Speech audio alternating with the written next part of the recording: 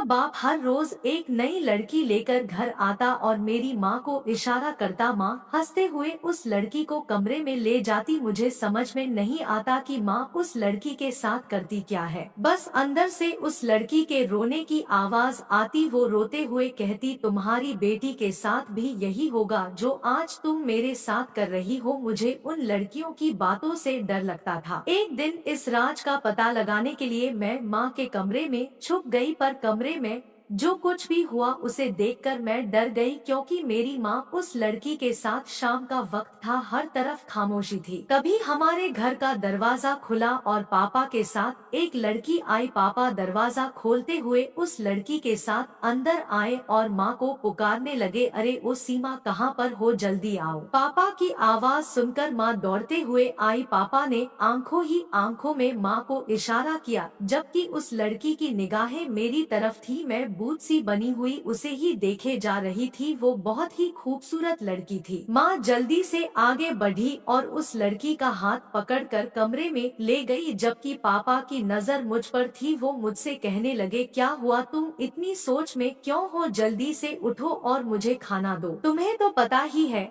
कि अब तुम्हारी माँ सुबह से पहले कमरे से बाहर नहीं निकलेगी। मैंने हाँ कहकर सिर हिला दिया, क्योंकि यह तो हमारे घर का रोजाना का मामूल बन गया था। हर शाम हमारे घर एक नई लड़की लाई जाती। माँ ने कभी पापा से इस बात का एतराज नहीं किया था कि तुम हर रोज नई नई लड़कियाँ क्यों लाते हो। शायद इन दोनों पति पत्नी के बीच हर बात पहले से ही तय थी, जबकि उन्होंने बस मुझे ही इस बात से अनजान रखा हुआ था। मैंने कई बार माँ से पूछा भी था कि माँ, पापा इतनी सुंदर सुंदर लड़कियाँ कहाँ से लाते हैं और वो यहाँ आकर क्या करती है। माँ मेरी बात सुनकर गुस्से से घूरते हुए कहती, तुम अपने काम से काम रखा करो। मेरी माँ बनने की जरूरत नहीं है तुम्हें। अपने घर के इन हालातों को देखकर मेरे अंदर सवाल तो बहुत उमड़ते, लेकिन मैं खामोश हो जाती, क्योंकि मेरे सवालों का किसी के पास कोई जवाब नहीं था। एक दिन मैंने देखा कि पापा बाहर बरामदे में ही सो गए थे, लेकिन मुझे नींद नहीं आ रही थी। मेरी आंखों से नींद कोसों दूर थी, क्योंकि मेरी आंखों के सामने बार बार उस लड़की का चेहरा घूम रहा था। ऐसा लग रहा था कि जैसे वो मुझसे कुछ कहना चाहती हो, कोई बात हो जो वो मुझे बताना चाहती हो। मैं बड़ी देर तक बिस्तर पर करवट बदलते रही, फिर मजबूर होकर उठकर बैठ गई। मैंने खिड़की से बाहर की तरफ देखा तो पापा बेखबर सो रहे थे। मैं दबे पांव कमरे से बाहर निकली। मेरे कदम माँ के कमरे की तरफ बढ़ने लगे। आज से पहले तो मुझ में कभी इतनी हिम्मत नहीं आई थी कि मैं रात को माँ के कमरे में जाऊं, पर आज ना जाने मेरा खुद पर कोई कंट्रोल क्यों ना था। मैं दरवाजे के पास जाकर खड़ी हो गई और दरवाजा खोलने की कोशिश करने लगी, मगर यह देखकर हैरत हुई कि दरवाजे को तो अंदर से लॉक किया गया था। मैं हक्का बक्का सी खड़ी थी, तभी मेरे कानों में उस लड़की की आवाज गूंजने लगी। वो रो रही थी, सिसक रही थी, फिर कहने लगी, देखना तुम्हारी बेटी के भी साथ यही होगा जो तुम मेरे साथ कर रही हो। तुम पर भी यही वक्त आएगा जब तुम्हारी आंखों के सामने तुम्हारी बेटी के साथ भी यह सब कुछ होगा और तुम चाहकर भी रोक नहीं पाओगी। तभी मेरी माँ की तेज आवाज मेरे कानों में गूंजी। वह कहने लगी, बकवास बंद करो और चुपचाप अपना काम करो। उस लड़की के सिसकने की आवाज फिर से दोबारा आई तो मैं डर गई, कांपने लगी। मुझ में खड़े होने की भी हिम्मत नहीं थी, इसलिए मैं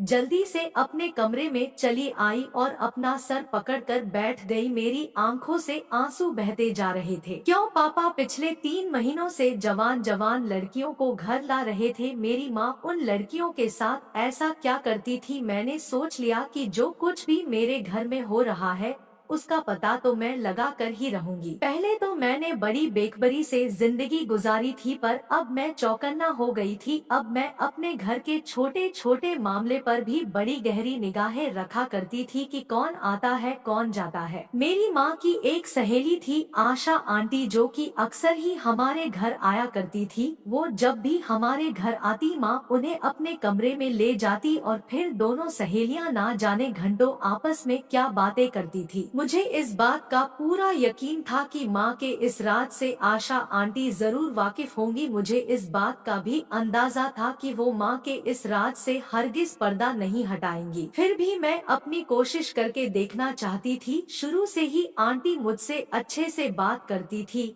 और कोई भी नया कपड़ा खरीदना या सिलवाना होता तो नए फैशन के बारे में मुझसे पूछती थी। एक दिन वो मेरे घर आई तो मेरे बारे में पूछने लगी। मैं उनसे नजर बचाकर छत पर चली गई। छत पर जाने का मेरा एक ही मकसद था कि मैं उनसे अकेले में बात कर सकूं, क्योंकि माँ के सामने इस बारे में बात करना तो नामुमकिन था। थोड़ी देर बाद माँ की आवाज आई, पूनम तुम कहाँ हो, देखो तो आंटी तुमसे मिलना चाहती है। मैंने माँ से कहा, माँ मैं छत पर हूँ, बहुत अच्छी हवा चल रही है, आंटी से बोल दीजिए कि वो छत पर ही आ जाए। मेरे कहने पर माँ ने आंटी को छत पर भेज दिया। आंटी मुझसे पूछने लगी कि आजकल के फैशन में कौन सा सूट है, मुझे कपड़े सिलवाने हैं। मैंने जानबूझकर उनसे कहा, आंटी आज के फैशन में तो पैंट सलवार चले हैं।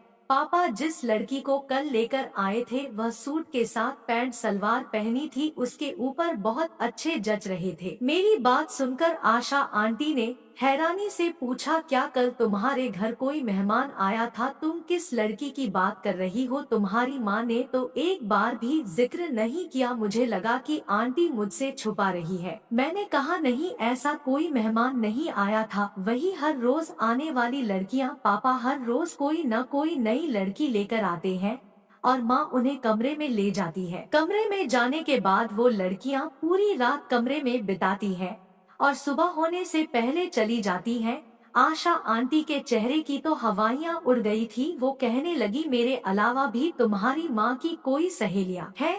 मैं चाहती थी कि मैं ऐसी बात करूँ कि आशा आंटी सारी हकीकत मुझे बता दे। मैंने कहा, नहीं मुझे नहीं पता ये माँ की सहेलियाँ हैं या फिर कुछ और। अगर वो माँ की सहेलियाँ होती तो उनके कमरे में जाते ही रोने क्यों लग जाती? आशा आंटी अपने कपड़ों के बारे में पूछना भूल चुकी थी। वो मुझसे कहने लगी, पूनम तुम क्या कह रही हो, यह कौन सी बातें बता रही हो? मेरा तो बरसों से तुम लोगों के घर आना जाना है, फिर मुझे इन सब बातों का पता क्यों नहीं चला? आंटी बहुत ज्यादा परेशान हो गई। आंटी की बातों से मुझे इस बात का अंदाजा हो गया कि शायद वो कुछ नहीं जानती और वो मेरे सामने झूठ भी नहीं बोल रही है।